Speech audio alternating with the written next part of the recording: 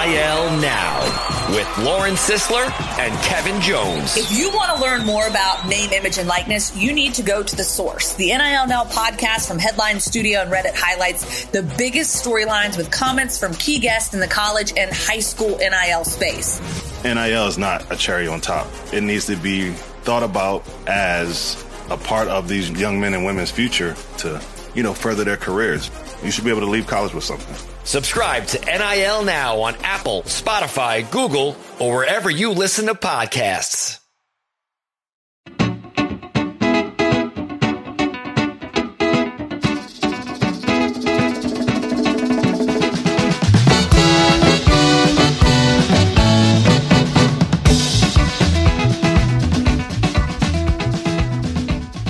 All right, we are back with a new edition of the Terry's Talkin podcast. I'm David Campbell, sports manager at cleveland.com. And with us, as always, from Goodyear, Arizona, Terry Pluto. Terry, how's it going out there? I am doing very well. It's raining today, which I wonder whether they'll play or not. But it's been nice to be out here the last couple of days, catch a little bit of baseball. Spring training is really good. It's relaxed. And David, it's so much different than a year ago where they were – I mentioned in my scribbles for this morning that Ahmed Rosario was trying to play the outfield, if you recall. Bobby Bradley was going to play first base or DH or something. They were trying to figure out where to play Yu Chang. In fact, basically they put Bradley at first, Yu Chang at second, Jimenez at short, and Jose at third. Austin Hedges was the catcher. And with no clue what was to come with, the 17 players coming from the minors or the 92 wins.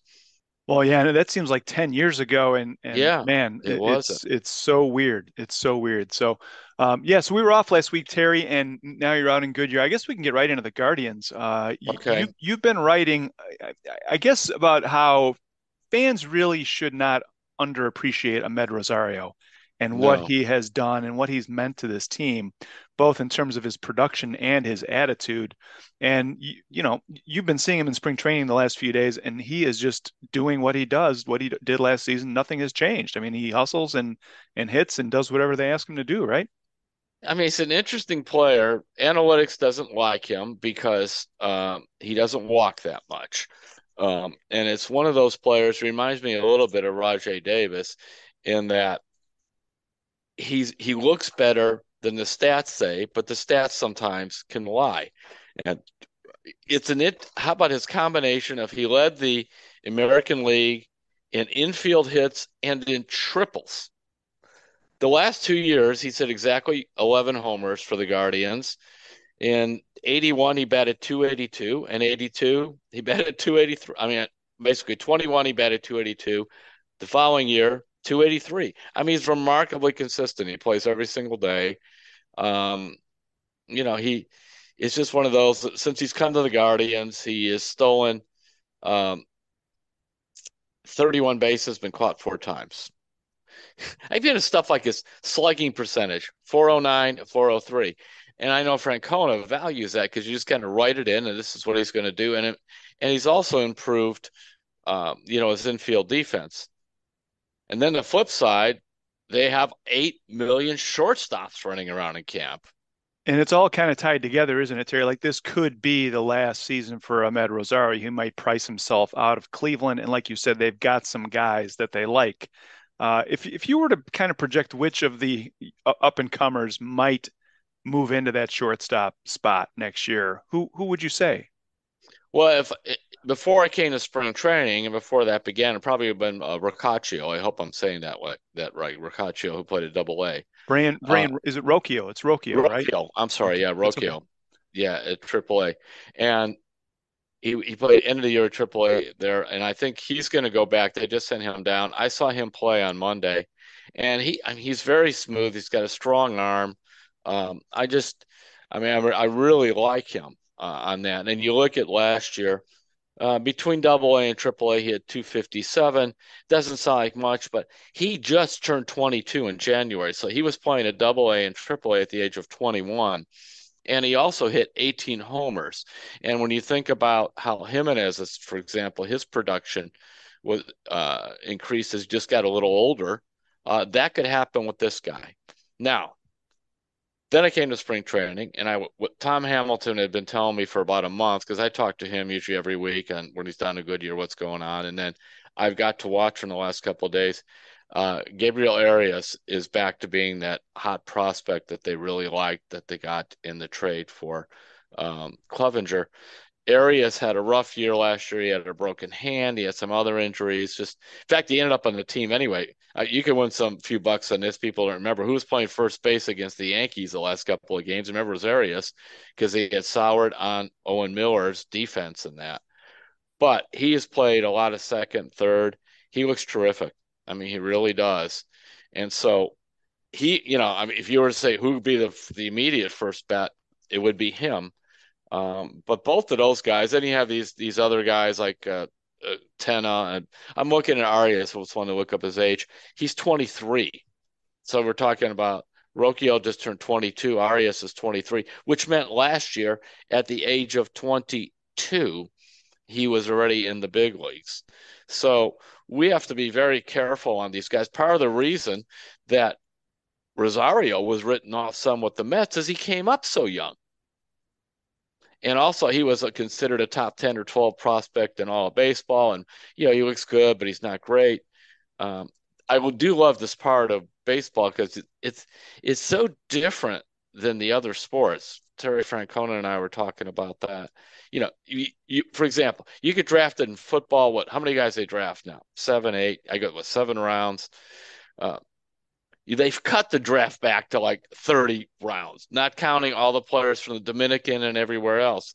Rob Ciferlio is the Guardians minor league director, and I had a long talk with him for a story to come up. And he said, well, right now we're limited to 180 players domestically. And I'm like, what does that mean? He said, basically American players or players, Puerto Rican eligible for the draft. Only 180. They're used to having more. Right. Think about that. Then I said, what about your players in your Dominican complex? He said, it's kind of unlimited now. We have 70. He goes, other teams have more, some teams have less. So let's just round it off to 250 guys in the farm system. Jeez. Yeah. So you're trying to fight your way through it. But here's the other thing, David. A guy like, say, we'll go with Brennan, drafted in the 8th round, not particularly a hot prospect. In fact, some people thought that he was quote unquote overdrafted at that spot, 250th pick in the 2019 draft, Will Brennan. But because baseball, you actually go out and play and you have farm teams, you could hit or pitch your way out of that ranking. In football, it's pretty hard. You're in there and it's like, you limited amount of snaps or whatever, and suddenly the next thing you know, you're a guy bouncing from team to team, especially if you're one of those lower picks. Yeah, that's a great point, Terry. Hey, one thing I wanted to ask about Arias, we see this with the Guardians every year. Like, they do an incredible job kind of walking the line between trying something and pulling the plug on it. And then every year, like in May, it seems like in May they take inventory and they're like, all right, we need to bring these 3 guys up and send these 3 guys away. Is Gabriel Arias somebody that could start the season as like the utility guy on that team? Or do you see them maybe having him start in Columbus and bring him up in May? What do you think? What are you hearing, I guess, about him? I think he's the utility guy. Tyler Freeman was trying to win that role, but Freeman right now he's just got the spring training jitters. And they're playing these guys a little bit in the outfield and their middle infielders. And I think that's been difficult. Now, the outfield in Arizona is hard. The wind blows, the sun is bright, the sky is blue. When the balls hit you, it's like a black dot in that. It really is. And that's what's interesting. You watch I swear, Miles Straw could run down fly balls at the wall in a hurricane. It's amazing. The other day, the wind was blowing all over the place, and guys are having trouble. And he's just like, he turns around, back to the plate. It's almost like he's jogging, just catches it right on the track, turns around, throws it in. But most other guys, it's a miserable time. So, yes, I think Arias is going to be that guy, as the utility guy that they think they could play all over the place. When they played him at first base those last couple of games in that Yankee series, that told you something.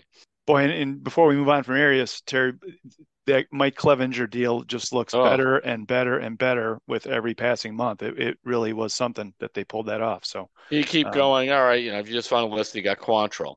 He's in your rotation. You got Naylor at first base. You've got you turn around and now you have Arias. Rob Cerfurio, the minor league director, was raving to me about Juan Cantillo. I'm sorry, Joey Cantillo, a lefty pitcher they just sent to the minors. He thinks he could be a guy on the way up, coming soon. And of course, they all love their catchers. Owen Miller, he's now with the Brewers, and Austin Hedges was in that trade. But they still have Cantillo, they still have Naylor, they still have Quantrill. So that's pretty good. yeah, And Clevenger is now with the White Sox. Went to the Padres, had his second Tommy John, and became a free agent. Now he's with the White Sox.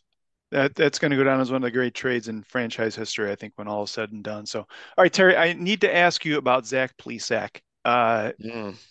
Given the way things have gone for him and the way things are going, it seems like Tito's saying he's working on some things delivery wise, and we're seeing that in games instead of in side sessions. So he's kind of working out some delivery issues, and it's showing up in a box score, which is it's not ideal. If you're Zach Plesac, should you be worried at this point? And what do you think is going to happen? Well, you should be worried because you're not pitching well, period. But in terms of what's going to happen, I think they'll open the season with him in the rotation. Unfortunately, a guy who maybe would have had a chance to maybe take that spot would have been Connor Pilkington from a year ago, but he got shelled his last outing, and so I think they really need to send Pilkington back to the minors. Remember, he was Mr. Come up, go down last year, and he just needs to pitch. And that's another thing that I know I'm mentioning Rob Cerfurio a lot, the farm director, but when you get a chance to sit down and talk to a guy like that for 40 minutes, he gives you just a tremendous amount of insight because he's watched these guys develop. Pilkington actually, he made 15 starts. He had a 3.88 ERA. Oh, it's interesting. He averaged barely 4 innings a start when he was with Cleveland. And then he would go back to AAA, and he started 12 games there, and he had a 5.88.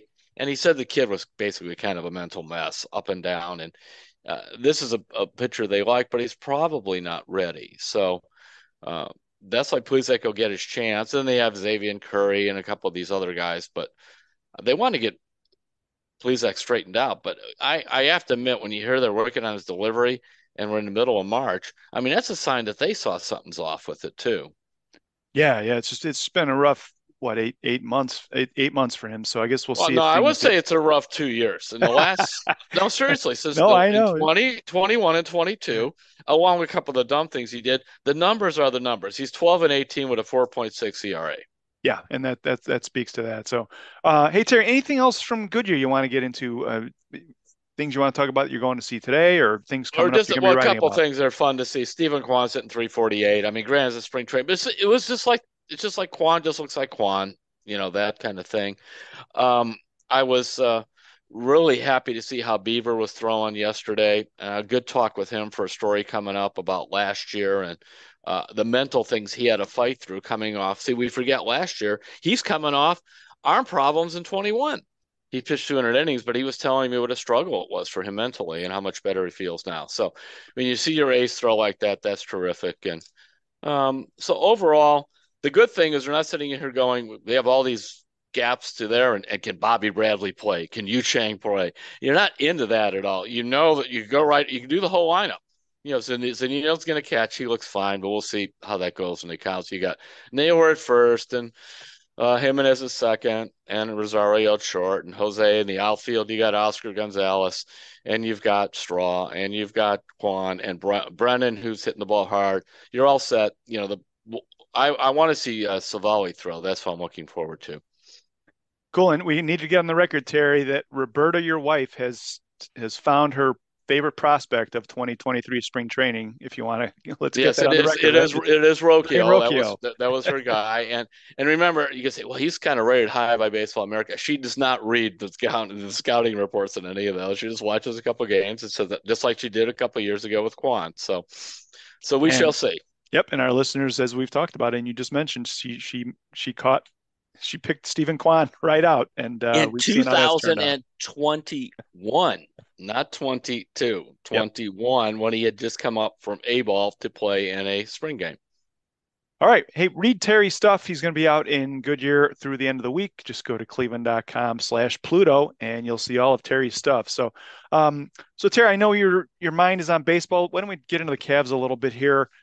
44-27. They're locked into that fourth spot in the East. And I've been thinking about it. That might not actually be a bad place for them. They're looking at playing either the Knicks or the Nets, I think, if the playoffs started today. And that's not bad, right? So, Sure. yeah. I mean, what you haven't made the playoffs without LeBron since 1998, and you want to kind of say, I don't want to be in the fourth spot. No, you want the home court. And if you have the home court and you can't beat the Knicks or the Nets at this point, you're probably not ready to go to the second round. Yeah, and avoiding the Heat would, if the Heat makes it through, would be a good thing. So anyway, you've been writing about the Cavs bench, Terry, and I think we saw this play out last night in the win over Charlotte. I like these back-to-back road games, by the way. I think they're a really good idea by the NBA where you play. The Cavs played in Charlotte last night and they played there on Monday. Next week, they got 2 games back-to-back at Brooklyn. But are you worried about this Cavs bench, Terry, going into the playoffs? This is kind of the dog days of the NBA season. It's kind of like August in baseball. And the games are, some of them don't mean a whole lot. But are you worried about this bench going into the playoffs?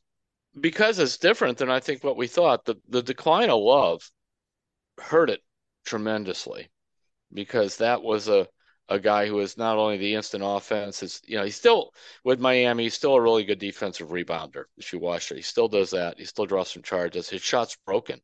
I mean, it looks, it's a line drive. He always had a line drive, but this thing now, there's something wrong, whether it's his back or thumb or both, confidence. And the guy's really struggling. And they don't have anybody else like that. Dean Wade also looks like he's kind of broken. He's struggling. See, they thought he would be able to kind of do a really good lesser degree of Love imitation, but he's not been able to do that. I do think when you look at the rest of them, I still would like to see more from LeVert. He's so inconsistent. I know he plays hard in that, but I just thought he'd be more of a scorer. Rubio, he may just get better as he plays along as that knee gets stronger. But when the NBA is so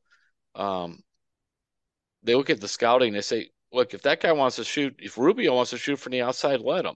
If any of these guys want, basically that's your problem. There's nobody there that's really been with any consistent shooting at all. Where before, say when Love was coming off the bench and that they said, this guy in the 3-point line, so they were going to have to bring somebody out or they were going to get hurt by him. Yeah, and you've written about this, Terry. The Cavs last season, I think they were 19th out of 19th in the league in bench scoring, and this season the last few days they were 29th. Yeah, but the playoffs are so matchup intensive, and it's just usually going into the playoffs. All right, these guys are the starters. The rotation is going to be this guy coming at the end of the first quarter, and I just feel like that JB Bickerstaff can't really rely on anybody consistently every night. I mean, Jetty Osman had a nice game last night, but talk about shots. I think he threw in he banked in a 3-pointer, and the first few shots he took just were really ugly. And then he finished with 24 points. It's just, there's nobody you can rely on as like a good 6th, 7th, 8th option. And you still, you're going to play these guys 35 to 42 minutes in the playoffs. Nonetheless, you do need somebody else to play some minutes. And also you need a guy in the playoffs who comes off the bench and steals a game. He gets hot for a quarter, something like that. And, maybe LeVert steps up and does that. I still am positive about Rubio, but what I wish when Rubio's in there, especially with Mitchell needs to give Rubio the ball to bring it up. I know Mitchell and Garland kind of have this thing of sort of whoever gets it just brings it up and the other guy plays off the ball and that. But Rubio off the ball is kind of worthless. I mean, he just stands on the wing and they don't think he could shoot right now. So what's the point? But Rubio with the ball, he's running pick and rolls. He's making sure people get lined up the right way. Maybe he does one of those kind of weird drives where he goes to the left side and he seems to be falling out of bounds and makes a little bank shot from 6 feet.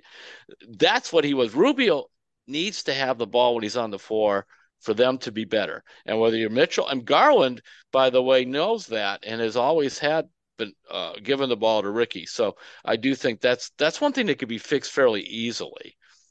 I think that's a good idea, Terry. And number one, having the offense start with Rubio having the ball in his hands is a good thing. And number two, especially when you get in the playoffs, like if they decide to pressure Garland or Mitchell bringing the ball up, I mean, not that you're worried about them turning it over, but it's just it's just like mental, it's more mental strain that you don't really need. Like let Rubio bring it up and you guys just trot down and get set in the offense instead of having to worry about somebody picking your pocket in the backcourt. And he's played 100 years across the globe. I mean, almost name a country that has basketball, he's played there. And meanwhile, and they would go play in the NBA. That's part of the reasons probably why his knees wore down. He's had 2 ACLs in the same knees, just played year-round everywhere. But I trust him enormously with the ball, and they need to get that going. And maybe somehow Rubio and LeVert could get some sort of combination. I would play them more together. I know it's hard. JB's trying to win as many games as he can, but just to develop some chemistry with them. All right, Terry, we'll take a break here in a second. The Cavs are 44 and 27. They're closing in on the 50 wins, which is pretty impressive for a team this young. The win last night over Charlotte was 120-104. And just looking ahead, they're playing the Sixers tonight at home. They have another home game on Friday against Washington at 7:30. That should be a fun night on St. Patrick's Day down in Cleveland and downtown. And then next Tuesday, Thursday, like I mentioned, they have that double road back-to-back at Brooklyn. So, all right, you want to take a break, Terry? No, I'm all set. Okay. We got to keep taking. No, we will take a break. Sometimes when you're making a lot of shots, you go, I don't want to take a break. But we're going to take a timeout anyway because you be the coach. Okay, sounds good. We'll be right back on Terry's Talking.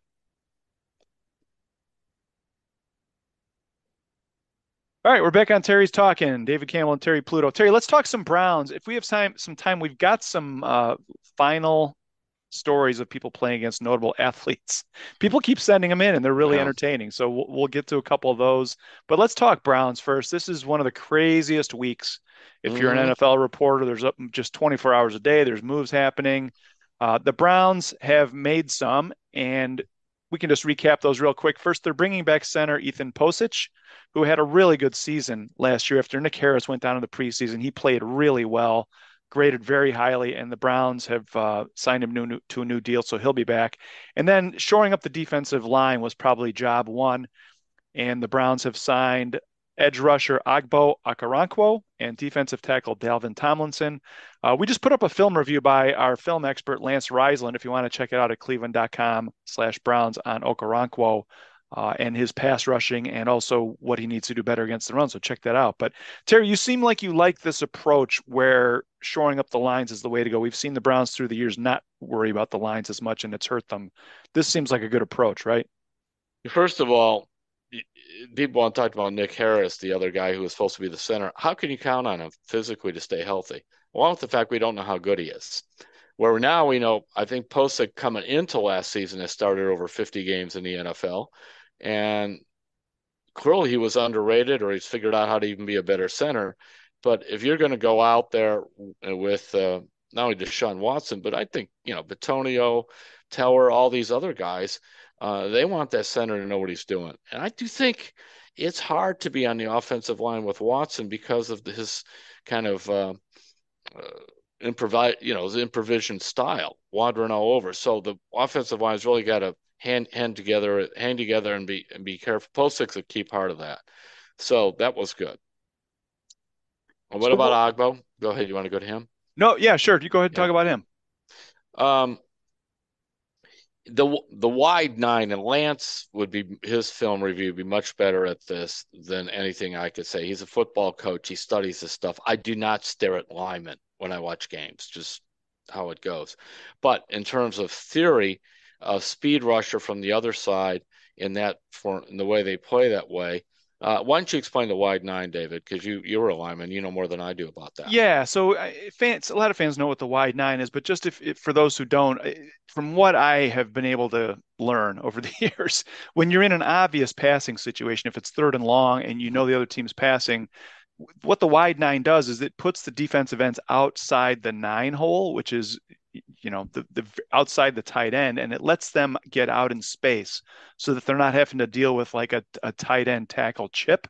And, Jim Schwartz, when he runs this, you want to get Myles Garrett one-on-one in space with an offensive tackle so that he can go inside, outside, lean into him. And it just gives the defensive end, the pass rusher on the outside, more room to negotiate and try some different creative stuff instead of being caught up in the wash, tighter to the line of scrimmage. So that's basically what I think the wide nine is. So anyway, go ahead. And Agbo is fast, so put him there. Now, I've got it on, as I say, good authority, high authority. Schwartz is having a lot to do with their approach to free agency. He wasn't going to come in here unless he had some influence on how the defense was going to be assembled. And Andrew Berry, who's close with Schwartz, was very impressed with them when they worked together in Philadelphia in 2019. And Kevin Stefanski's now open for suggestions on defense. So it's a perfect time for him being Schwartz, to put his stamp. This is how we want to play it. So he wants those speed on the Agbo and on the outside with Garrett.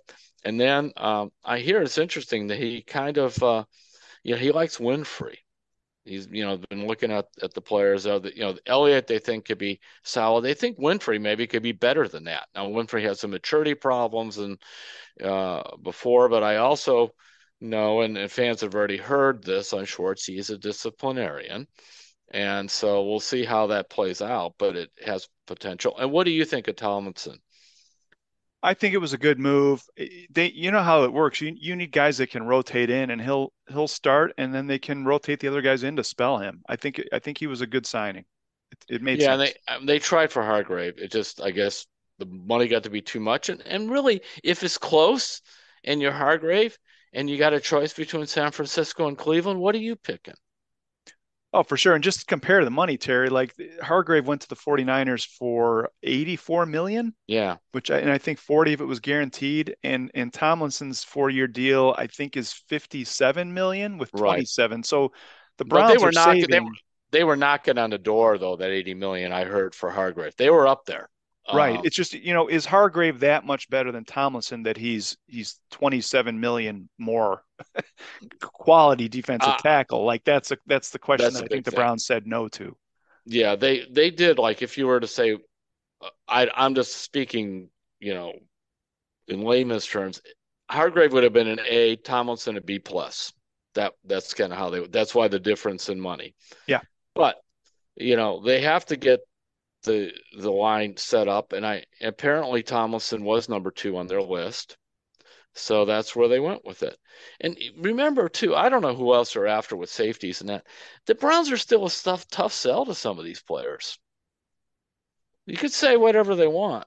It's a tough sell to come here. Yeah, we've seen that through the years, Terry. I do think it's better than it was, but what would you like to see them do next in free agency? Well, I had wrote, we'll see, over the weekend, I'd written that I had heard Jordan Poyer. He's still out there because I had heard they weren't going to get Bates. And so they do need a safety. I'm not as hung up on you got to get this fast receiver as everybody else is. I just would like get a pretty good receiver. It doesn't have to be great. I mean, a big part of it is they got to get Watson straightened out. David, they just do. I think if Watson was playing like he did in Houston, and he's got Peoples-Jones, and he's got Amari Cooper, and he's got Njoku, who's played much better than I thought he would last year. I mean, you and Andrew Berry actually were right on him. I was wrong. And if you've got some of these other guys, I still think David Bell, and the Browns do too. They think David Bell could still be a very good contributor. That's not the problem. I mean, you'd like to have the guy to stretch the field, but when you start talking about other things, I want them to keep working on the defense. Now, I heard, I don't quite understand this. I was told this by a top person who knows Schwartz, that Schwartz views the run game as it's like defend by numbers as opposed to you got to have this linebacker thing. So I guess that means safeties in the box. I'm not sure, David. Any thoughts? No, I think you're right. I mean, it's down in distance too, but Yeah. it's everybody's got to do their job so that someone can make the tackle. Yeah, That's as true of a opposed lot to of having defenses. Yep. yeah, as opposed to having the premier linebacker. Now they think he will be able to, with his scheme, get more out of JOK and some of these other younger players, get more out of Delpit than in the past. Of course, you always say that if you're a new coordinator coming in, these guys are drafted fairly high, and you can see some physical tools. Now, how did you think Delpit played last year? I thought he got better and better as the season went Mm-hmm. along, and I think they really like him. And going back to what I asked you a minute ago, Terry, I would like to see them bring in a safety. And Yeah. you were mentioning Poyer. I think I just saw that he might be going back to Buffalo. Oh, really? So he After might all be that, off the huh? board. But Tim Bielek, our colleague, actually in January ranked the positions in the draft from best to worst, and safety was the ninth rated position Yeah. in the draft. So it's not a great year for safeties. I think the Browns should look for somebody like a Ronnie Harrison, somebody who's got some playing experience, is good, maybe not great, isn't going to cost them a ton of money if Poyer's off the board. Mm-hmm. Somebody like a Ronnie Harrison who can come in and play as like a second or third safety, flexible, somebody like that. And there's, you mentioned Poyer, also like Chauncey Gardner-Johnson is still on the board, I think, but they might be too rich. I don't know. Somebody maybe below those two might be around in a day or two that they might move on, but Of they need course, the safety Browns help. may be sitting still. Maybe they like both of them. I do know they have an interest in Poyer. I don't know how strong, but I know they have an interest because I was checking on a couple other names that I was told was no. When I got to him, I heard it was possibility. So maybe with Gardner Jones and Poyer, there's okay. Let's sit out here by Friday. Let's see where you are. With Yep, with whoever's negotiating with you. Yeah. So, all right, Terry, we're running up against it here. I know you have to get out and watch some baseball here. We got about 5-6 minutes left. So I'll tell you what, why don't we save the stories of playing against notable athletes for next week when we have more time? We've got some Hey Terry questions here, okay. and I thought we could get to those in the last 5 minutes. We always have some good ones, and we appreciate you sending those in. If you want to send in a question or comment, just hit us at sports@cleveland.com and put Terry's Talkin in the subject line. So, all right, Terry, this one is from Craig Everhart, and he says, "Hey, Terry, I've been a reader of yours my entire life and appreciate all your work. The Terry's Talkin' podcast has been a great way to keep up with Cleveland sports, although I now reside in Florida.